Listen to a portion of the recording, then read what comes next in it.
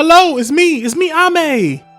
Guys, I'm gonna go a little bit off the cuff today and just kind of talk about what's on my mind, and what's on my mind this time is Monster Hunter still. Mainly just the lack of competition that it has. The more and more I play the game, the more and more I hear the complaints people have when they talk about the other games in the franchise. Again, with myself, I played a lot of World and I played a lot of Rise. I played a lot of Rise. And even with myself, I do notice there's a lot of weird step downs in a few places. When it came to Rise, I loved the gameplay, but I'll be lying if I said the worlds and the monsters even being remotely as fun to fight in that game as they are in World would be, if I said that, would be a lie. And Wilds, the biggest issue I have with that game has literally been the monsters, how they behave, the challenge they present, and also the lack of content that the game has. There doesn't seem to be more than, I think on top of my head, 30-ish monsters, and that's ignoring the fact that some of them are the tempered version of this monster. Some of them are also the same thing except slightly different. For instance, Duandra and the other squid monster, Doshog, and then Guardian Doshog, the Guardian versions of the monsters. It was just a weird choice in general. And it really kind of got me thinking, especially after watching a recent video made by a guy named Coven, I think I'm saying it right, where he went back and he played Monster Hunter Frontiers, and I remember seeing it years ago on the PS4, back when I was trying to break my console any way I could to play Dragon's Dogma online, and it always seemed interesting to me, except I didn't have a sub to hop in.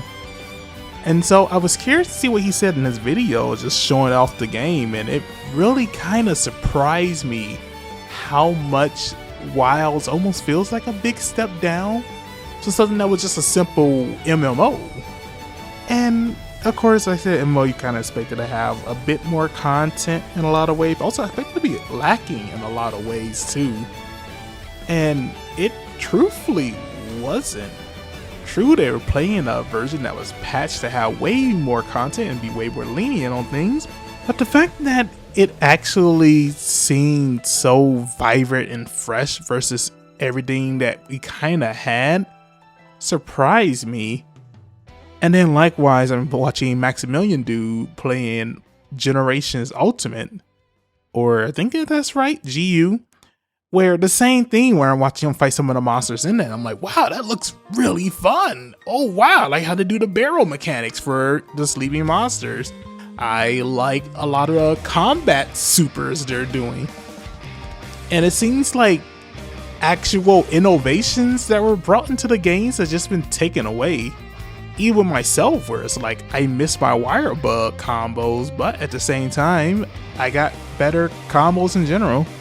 But that leads me into what's been going through my mind lately, which is there has been so many other games I've played to scratch that Monster Hunter itch for the longest time, especially before Wilds came out, where I have been a big fan of the God Eater games for ages.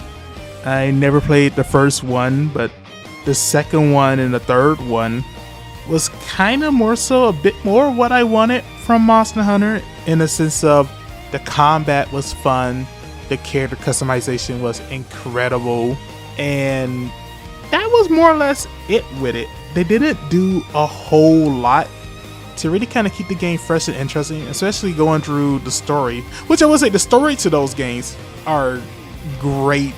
Not cinema or anything, but comparing it to Wild's full-fledged attempt at a story, and it being like my least favorite probably out of the Monster Hunter games I played, God Eater is phenomenal. That said, it doesn't do much else. It really drops the ball with having a variety of different monsters. And as far as fighting them, there's none that really kind of stands out a ton for me. I recalled the butterfly monster and I recalled the scorpion that could show his face on his shield when it blocks. But that was kinda it. And you just fight like a red version of that, or you fight like a blue version of the butterfly. And it's heartbreaking. I feel like that's kind of why no one really talks about that game in the same sphere as much. Or at least not inside my circles anywhere. And then also there was Wild Hearts, where I was excited to get into it. It seemed like it was gonna actually be a brand new, fresh take on the Monster Hunter formula. And unfortunately, I'm a PC gamer, so that game died on release for a really bad port. That's kind of familiar, isn't it, Monster Hunter? But I wanted more, but by the time they got that game working, if they ever got that game working, it was just already past and it was gone. Dauntless was another one I never got a chance to hop into, but I heard things about it. Yeah, just things. And then there's what you guys see in the background, which is Grand Blue Fantasy Relink. And I would say out of all the Monster Hunter clones and spin-offs, I love this game. The characters you could pick were fantastic. I love the skills. I love the skill trees, the progressions you had. The way you did builds was fantastic. The monsters in it were so fun to fight. Especially once you finish the story and you actually do the big super fights. The multiplayer worked. That's something you don't hear too often. And overall, it was a game that really made me sad that it kind of died at the speed that it did. Because there was a lot to love in it. And the DLC, the roadmap they had for it, with the Gilgamesh style sword, I'ma throw everything at you character and a lot more, got me excited, but it really was just a big here and then done. And it makes me wonder why so many games can't just keep up. Why don't so many of them do what Monster Hunter do, where they go, here's a big update this month, here's a big update this month, and after a year's time, here's the expansion. And we do the same thing over again for a while.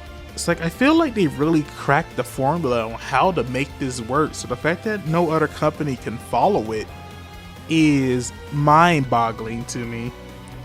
And I feel like it's the fact that no other company has been able to do it that the quality of the game can be not bad. Because anyone who says WoW's is bad, I do think that's a bit of a stretch. However, that game is definitely bare bones when you compare it to what World had fully on release as a full package, and then even Rise, where what it had in a full package from when I played it on PC. I know that's after a couple updates, but still, it just hurts me to know you do all the fights here in the game and then it's over. You're done. Pack your bags and wait for an update.